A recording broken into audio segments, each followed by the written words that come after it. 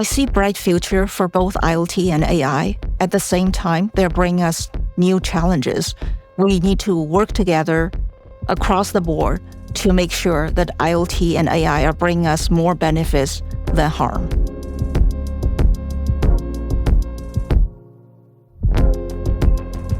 Welcome to Threat Vector, the Palo Alto Networks podcast where we discuss pressing cybersecurity threats and resilience and uncover insights into the latest industry trends. I'm your host, David Moulton, Director of Thought Leadership for Unit 42.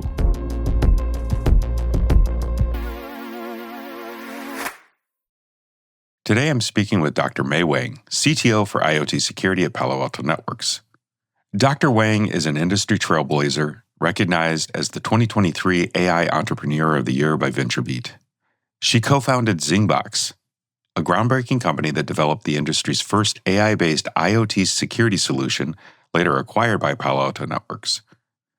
With a PhD in electrical engineering from Stanford University, Dr. Wang has over 2 decades of experience at the intersection of cybersecurity, AI, and IoT, driving innovation in the field. Dr. Wang also serves on several boards, including Septon, a public company in the autonomous driving space, and has been a venture partner and angel investor. Her career spans impactful roles at Cisco's CTO office and authoring the book Women Executives in Silicon Valley. Today we're going to talk about IoT security, how AI is transforming the way we secure connected devices, and what's next in this critical field. There's a lot to cover, so let's dive in. Mei, welcome to Threat Vector. We're really excited to have you with us today. Thank you.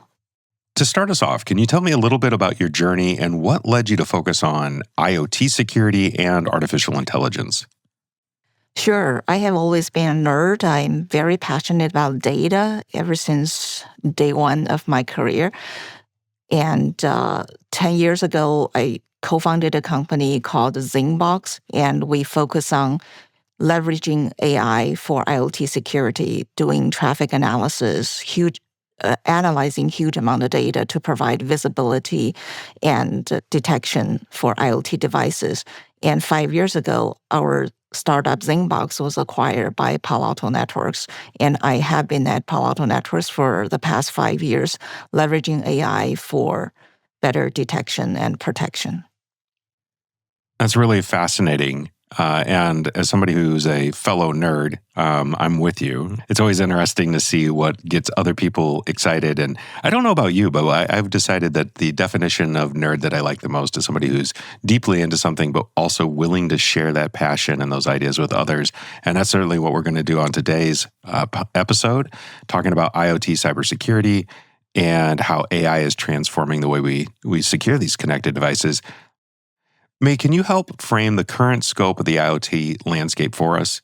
How many devices are we talking about globally? And maybe what are some of the main industries leveraging IoT right now? Yeah, sure, David.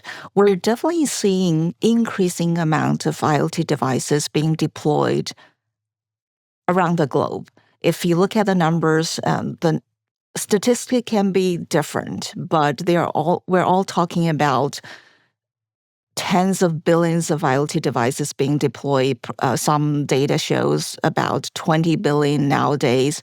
It has improved tremendously from 2019, about 10 billion. So some predictions show in the next 5 years, we're going to double that. And some says next year, we're going to have 75 billion. Regardless of all these large numbers, that might sound so far away from us. But if you look at each individual, you can see just around us, not only we're having more IoT devices in enterprises, in manufacturing, in hospital, in schools, but we actually can also see that on each person, we're seeing increasing amount of IoT devices, all these wearable devices that measure our heart rate and measure our glucose level, etc.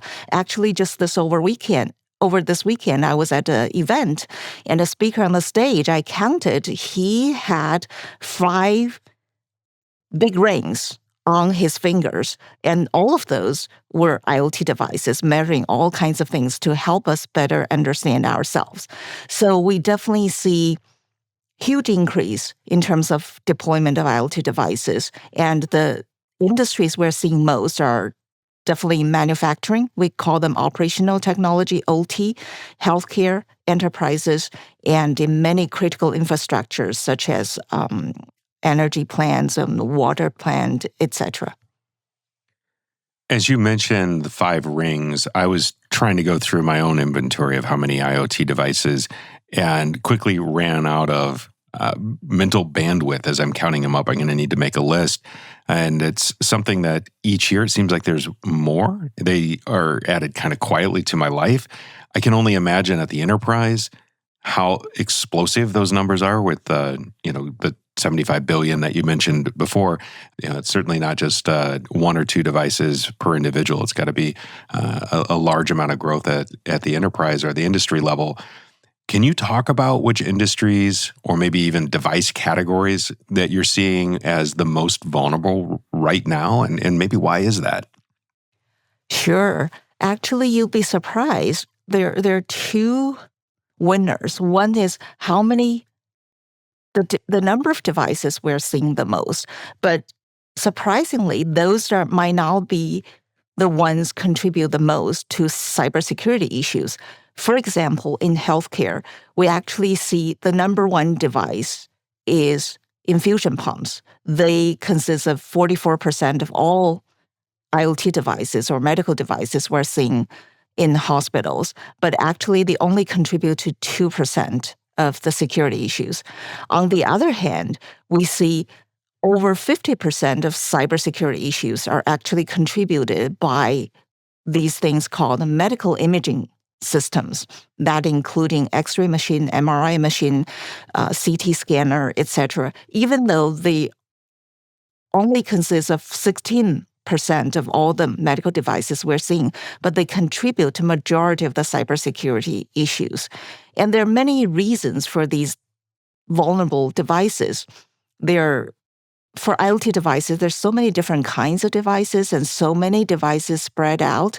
And these devices also been deployed for 10 or 20 years, and often they don't have enough self-protection, and their security risk is actually much higher. For example, for these medical imaging systems, because they all have full-blown operating systems running on them, so hackers or sometimes even medical staff unintentionally or intentionally can leverage them to do things that these machines are not supposed to do. For example, we actually see lots of crypto mining, increasing amount of crypto mining in these imaging systems because they have enough computation power and attackers are actually leveraging them to do crypto mining. And we also see lots of malware that's already extinct in IT world, but because these devices have been deployed for so long and some of them without patches for years, so we still see lots of malware running, ancient malware running on these medical devices. And again, because they use full-blown operating systems, staff members can use them to go to shopping sites and watching Netflix or YouTube, etc., which are now supposed to happen on these devices because all these activities are going to increase risk factors to these devices. So, May, you mentioned that some of them have been deployed for a decade or more, and a lot are running really old operating systems. I imagine the fact that there is an out-of-date inventory or some of the operating systems just don't get updates. It could be leading to some of the problems, but what is it about securing IoT devices that is more challenging than, say, a traditional IT environment? Yeah, there are so many new challenges to protect these IoT devices. One thing is we cannot or people don't upgrade them, patch them as frequently as we do for these IT devices. Well, first of all, actually, in our IT world, we change our cell phone every other year, every 2-3 years. We update our laptop. We refresh, basically change to a new laptop every 3 years probably. While for these devices, they've been there for, again, 10, even 20 years, and we still see lots of Windows 98 running on these medical imaging systems. And then talking about upgrades or patches, some of it because we don't have enough resources. There's so many devices, and we don't have enough experts to manage these devices. And also partially because lots of these IoT devices are in industries that are heavily regulated.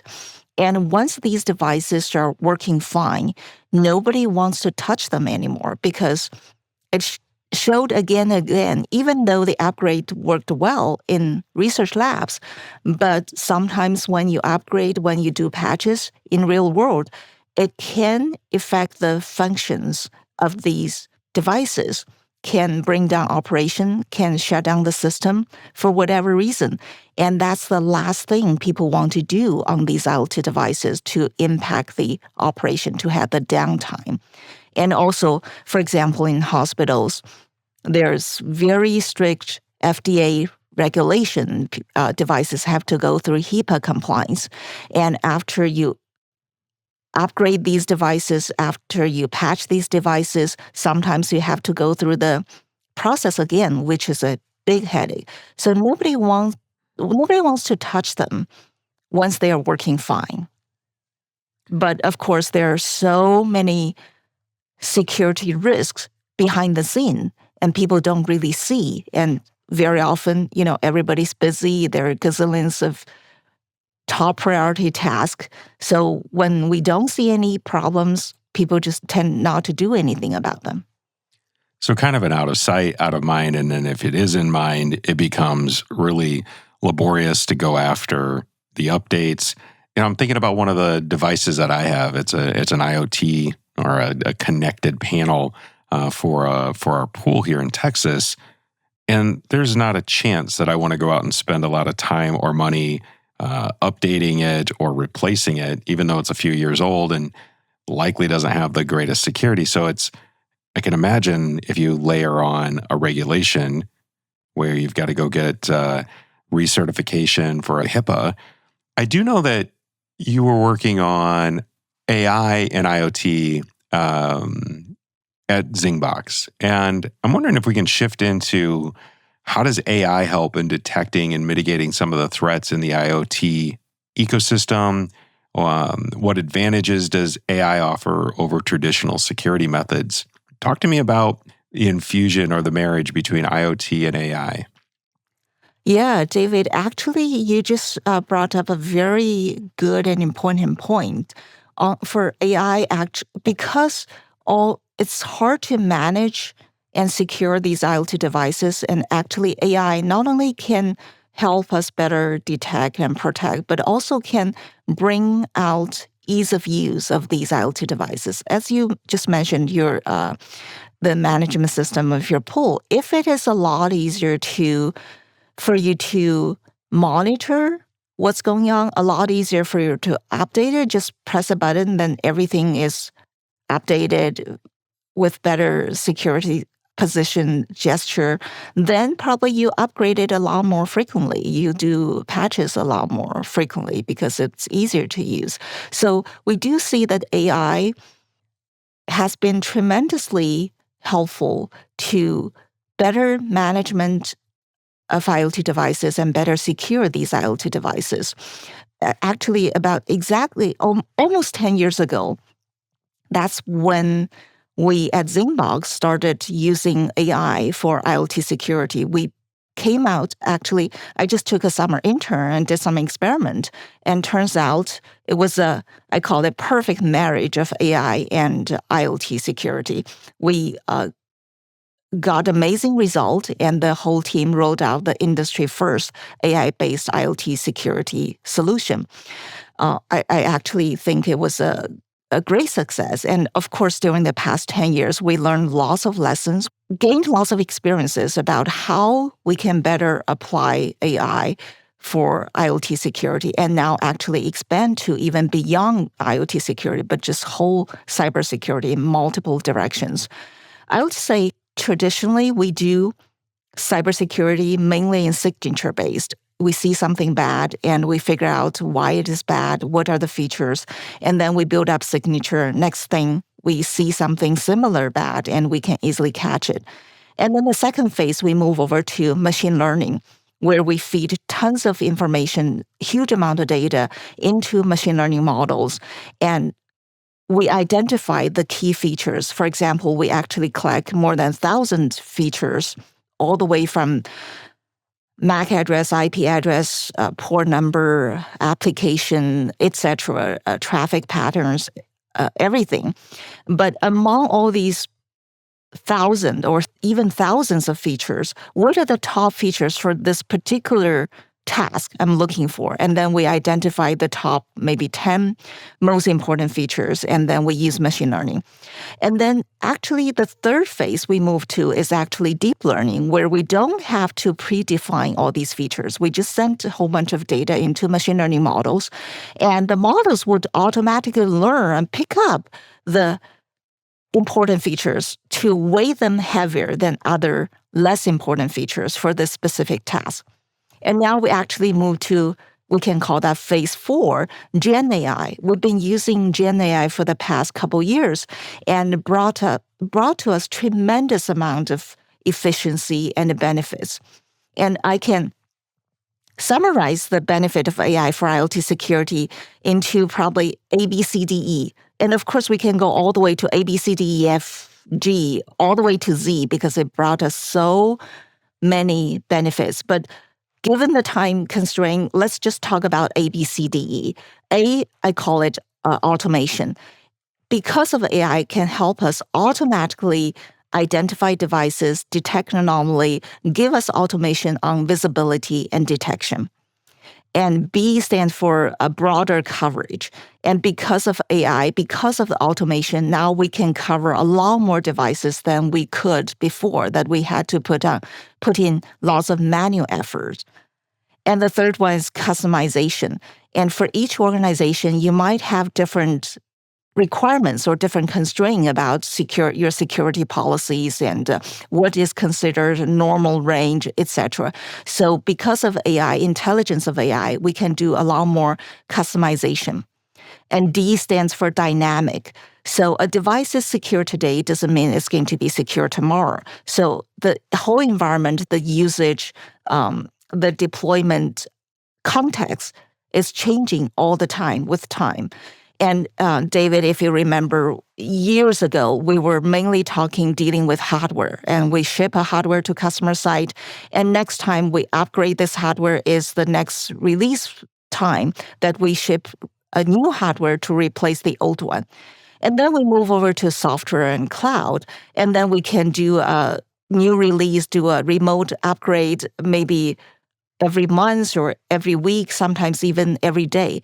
But in the new AI era, and actually every time our customers using our system, our AI system is actually learning from the customer's behavior, from the customer's interaction. So it's a lot more dynamic. We can actually, in real time, upgrade our AI systems, make our system a lot more intelligent.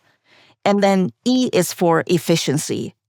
Because of all the above, it can be a lot more efficient in terms of identify patterns in data a lot faster, because we're collecting huge amount of data, and AI system help us to analyze all these data from different sources, with different styles and patterns, etc., can give us insights a lot more efficiently. So ABCDE, automation, broader coverage, customization, dynamic, and higher efficiency.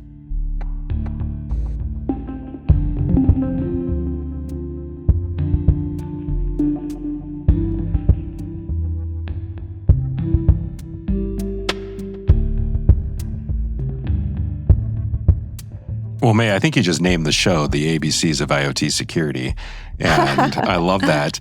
As you were talking through this, the thought that kept going through my mind was we went from rules to machine learning to an area where there's Gen AI, and I would wonder if you've noticed a difference from human-led rules and rule writing and what we think is most important to once we have observational data and the machine coming back and saying, actually, you know what, this is important.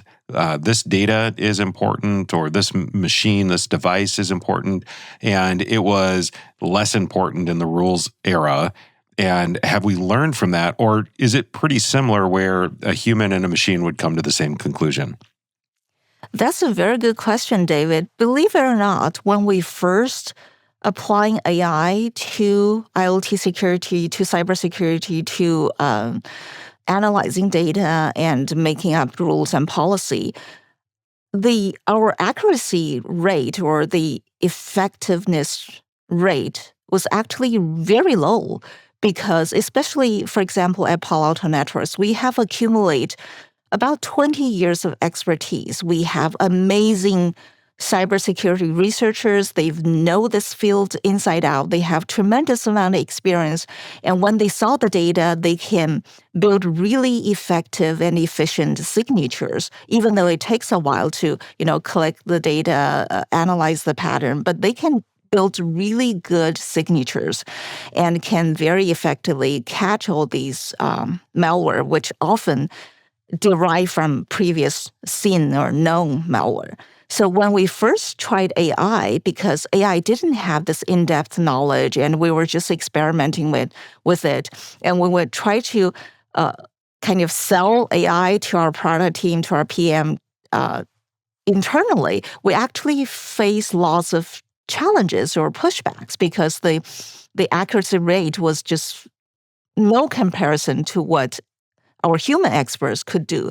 But through the years, through our learning experience, lots of experiments with huge amount of data put on it, and also learning from our security researchers, leveraging their expertise, combined with their expertise, and we gave feedback to the AI systems. Now our AI systems became a lot smarter and intelligent. Not only they can do as good as a job as our security researchers can do, but as we mentioned before, it can scale up a lot faster and to a tremendous degree that there's no way, no matter how many human beings we throw to the problem, we can catch up to AI.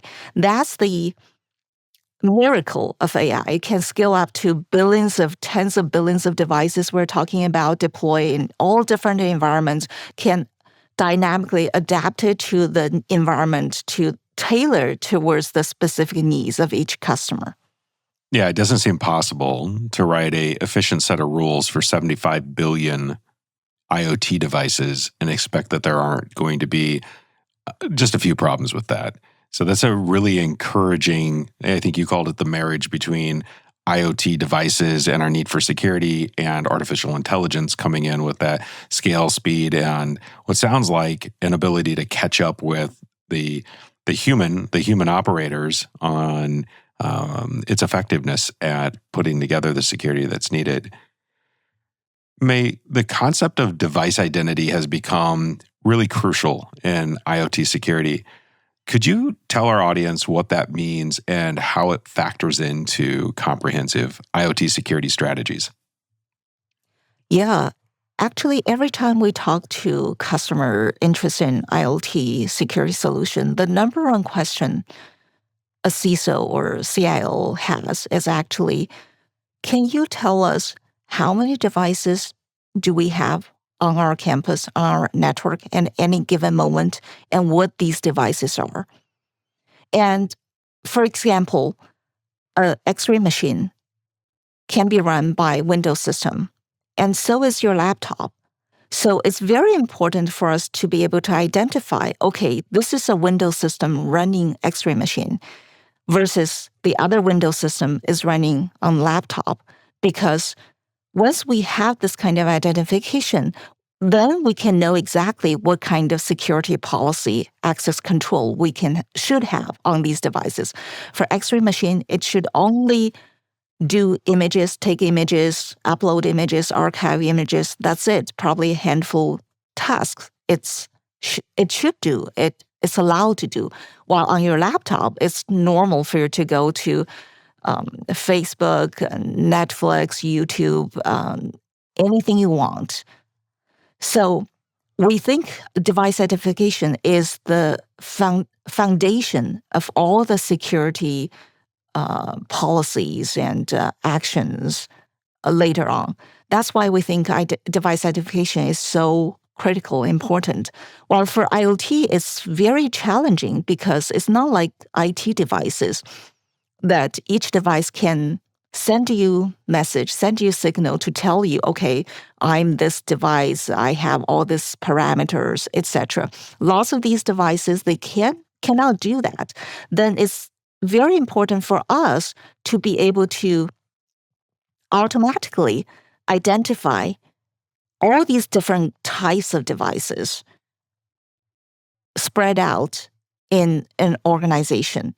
And what we have done is we actually collected all kinds of data from all different kinds of data sources, whether it's dynamic data sources or static data sources, whether it's pre-existing or is something we collected from traffic and from Palo Alto Networks, because we have cybersecurity all the way from endpoint to network to cloud. So we can integrate and aggregate all these data information that we collected from different resources, and we can analyze these devices that can give us a lot high accuracy rate to identify IoT devices. So as you were talking about the number one question from CISOs being just how many devices I have in my network or in my environment, it made me laugh. A lifetime ago, I was a consultant, and we were talking to clients about this device that they could put on their Caterpillar bulldozer or a digger, those sorts of things. And we thought we were very clever. It would tell you like how long it had been in use and if the thing had tipped over, and it would help you figure out if you needed to replace the treads. All kinds of really great data that could come off of this device. And the number one thing that customers were excited about was, where is my bulldozer? Where is my dump truck? And I was just stunned that you could lose a dump truck. Like, how do you misplace your bulldozer?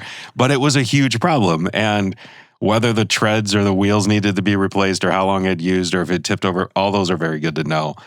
But when you go and you lose a multi-million-dollar vehicle, it really does become a problem for these companies that were trying to keep an eye on where all their construction equipment was. So, different industries, same problem. How many do I have? Maybe where they're at, and then all the telemetry that you're talking about.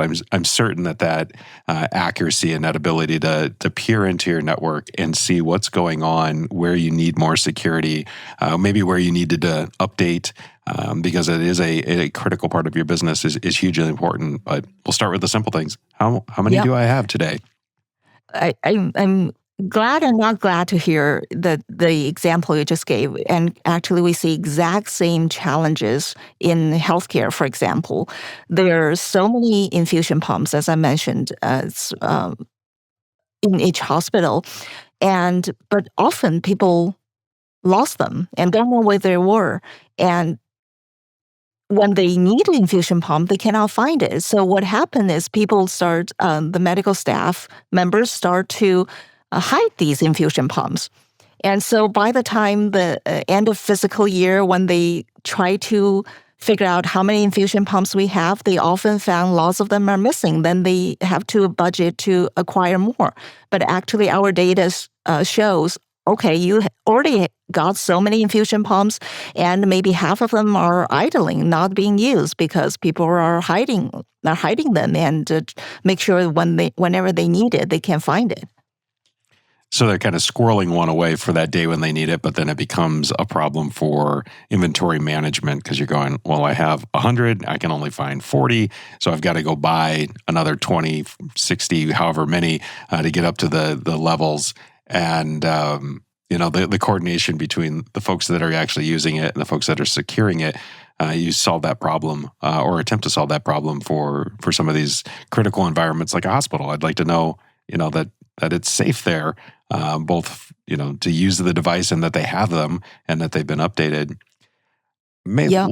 And let's actually, for asset management, the very beginning and first step of identified devices used to be years ago that organization needs to send once a year, send like 200 people from consulting firms to go to each floor to manually collect how many devices we have and what kind of devices. And that's how they do inventory management, asset management. Of course, we know with today's dynamic environment, people bring devices to your network, bring devices to a hospital, to your campus all the time. And we need real-time information about these devices. certainly, especially as vulnerabilities in IoT devices have been a big source of news and concern. I know that there have been some major cybersecurity attacks, and I'm wondering how today's IoT-based threats are evolving and what kind of attacks businesses should be most concerned about. Well, we actually, Palo Alto Networks, we just came out with the State of OT Security for 2024. And in our survey, it shows 3 out of 4 OT manufacturing plants experienced attacks. So we're definitely seeing increasing amount of attacks across the board. And the top 3 attacks people are most concerned about are still malware, ransomware, and insider attacks.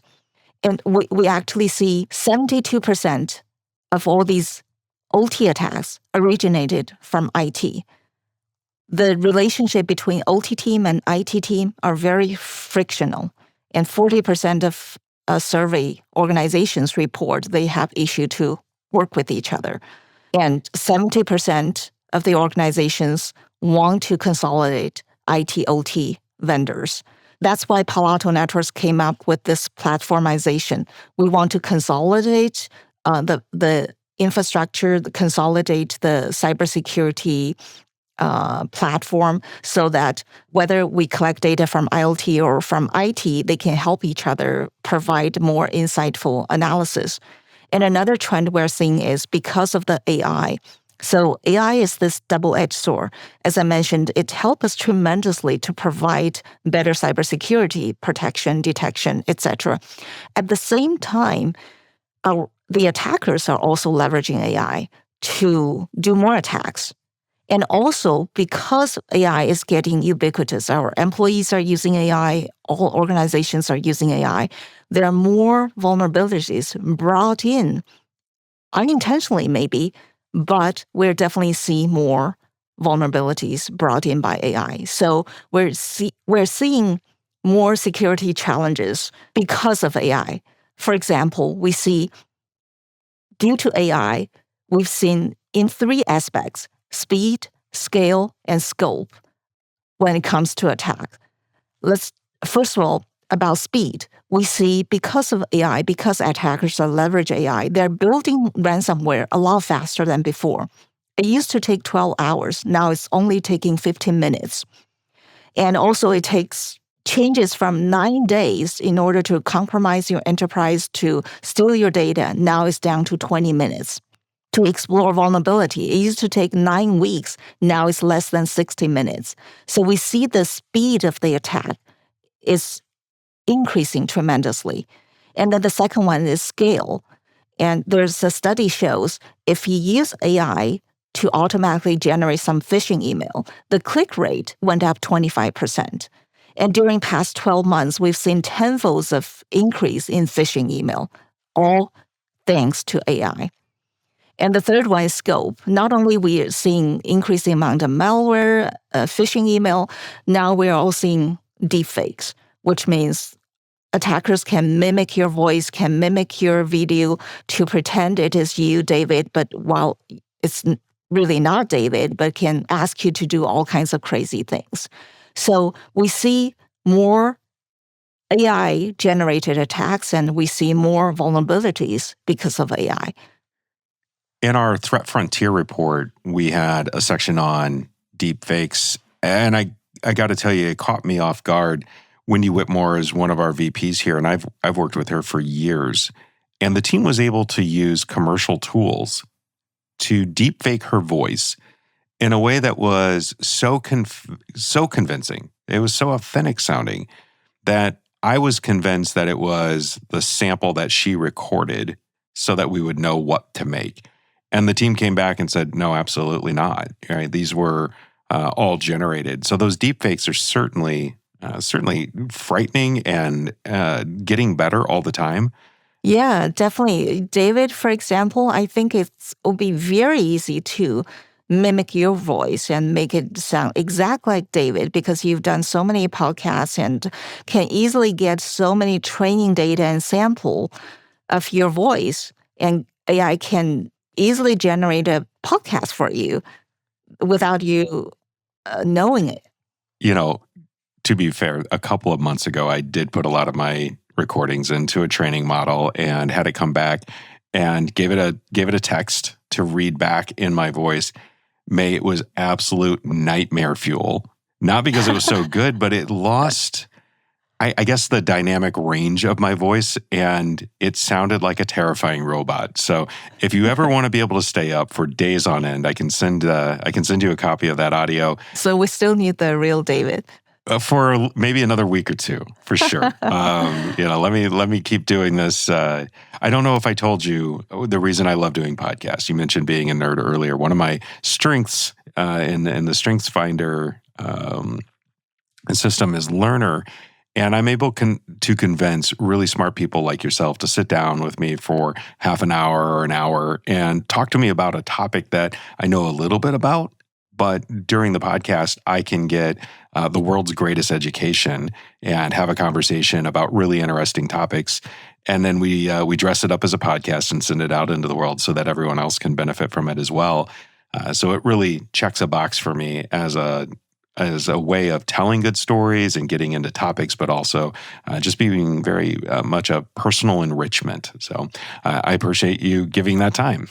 Sure. David, I'm so glad you're doing this because I think your podcast help people, for example, for this episode, help people to realize and understand how important IoT security is and what kind of role AI can play in it. Because today, both AI and IoT security are very relevant to each individual organization and to each individual person. It's not just the IT department's job. It's not just CISO's job, but it's so relevant to our everyday life and work. Yeah, as you're talking about that, it makes me think about your comment earlier about healthcare being an area that has a lot of vulnerable devices. Certainly here in Texas, we've had our share of trouble with our energy grids and our utilities. I'm curious if you can talk about some of the unique challenges in securing IoT devices in some of those environments and maybe some of the potential consequences. Lots of these devices are in critical infrastructure, like you mentioned, energy grid and water plant, etc. So these industries are very heavily regulated, and they have lots of their proprietary protocols and equipment, etc. And how to understand all these protocols. That's also where AI came in because they have gazillions proprietary protocols, and it's very hard to throw enough human bodies on to analyze each one of these protocols, while AI actually have the capability to learn a lot faster and learn a lot more efficiently to figure out, okay, what these protocols are and what is considered safe, what is considered security anomalies, etc. And the second challenge is actually because they're in critical infrastructure, they can be exposed in different environment. That's also why from Palo Alto Networks, we came out with ruggedized firewall so that we have all these equipment that can be deployed in any kind of tough environment. So one of the things I keep hearing about is 5G plus IoT. And this new marriage or this new combination certainly changes the IoT landscape, but I got to think that it changes the IoT security landscape. Do you see new threats or do you anticipate different challenges from this combination of technologies? Actually, almost all customers we talk to are very interested in 5G technologies, and because it's going to enable us to have even a lot more devices all over the place. So the scale is going to be even larger when all these devices are deployed. And again, the key thing is visibility. It's going to actually bring more challenges in visibility. And also, usually when we talk about 5G security, mainly people are talking about the management plane, the signaling plane. But also, we see lots of challenges on data plane. So from Palo Alto Networks, we are actually trying to address cybersecurity issues on both management plane, signaling plane, and data plane. And another challenge is, as we mentioned, the device identification, visibility are always the key and foundation. And there are different parameters to identify these devices in the IT world or the traditional IoT world. We mainly look into MAC address plus IP address to identify these devices in addition to gazillions other parameters. While for the 5G world, there are other ways to identify these devices. For example, IMEI, International Mobile Equipment Identity. So we need to figure out a way to identify these devices using their specific cellular-based identifiers. And at Palo Alto Networks, we have already integrated into our firewall already. So we can provide the same kind of cybersecurity protection to 5G IoT devices. May, as you've talked about the coming wave of predicted number of devices, 75 billion, I think you said within a year, the marriage of IoT with AI, the addition of 5G and the deployment on cellular networks, those are some big challenges to face, and certainly the types of things that I would think that boards or folks in advisory roles are grappling with today. I know you advise on a number of boards. What advice do you give to corporate leadership or board members so that they're able to shape their IoT security strategies for their unique organizations? Yeah, I've been on boards of public company, private company, nonprofit organizations. One thing I'm very glad to see is that now cybersecurity becomes a boardroom discussion topic on regular basis. I'm very glad to see more and more boards are paying attention to the health of their cybersecurity. I would say actually there are three things each board needs to be on top of. First, make sure your organization has the right tools, has the right procedure, has the right infrastructure to provide everything on your campus, whether that's user, whether that's application, or that's devices, etc. And second, you want to have finger on the pulse to have regular status check, just like at every board meeting, we do the financial updates. We should, moving forward, we should have a cybersecurity updates or regular reports on what's the security posture we're having now in our organization. And the third one is to have the correct, right way for instance response in case your organization is attacked, being hacked. What are you going to do? What are the procedures? What kind of help you can leverage, etc.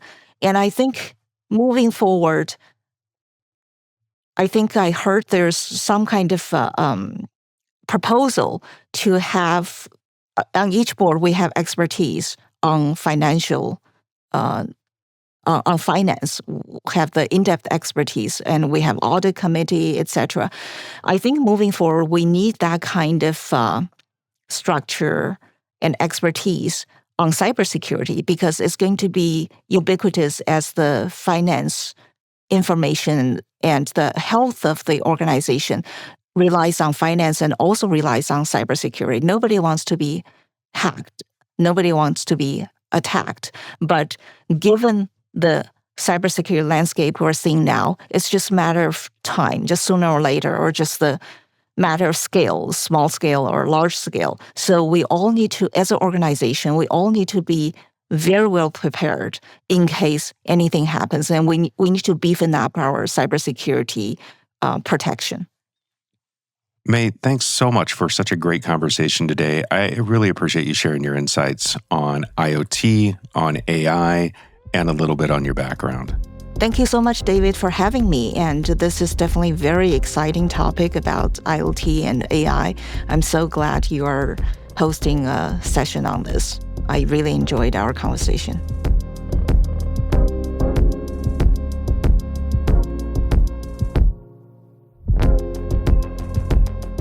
That's it for today. If you like what you heard, please subscribe wherever you listen and leave us a review on Apple Podcast or Spotify. Your reviews and feedback really do help us understand what you want to hear about. I want to thank our executive producer, Michael Heller, our content and production teams, which include Kenny Miller, Joe Benacourt, and Virginia Tran. Elliot Peltzman edits the show and mixes the audio. We'll be back next week. Until then, stay secure, stay vigilant. Goodbye for now.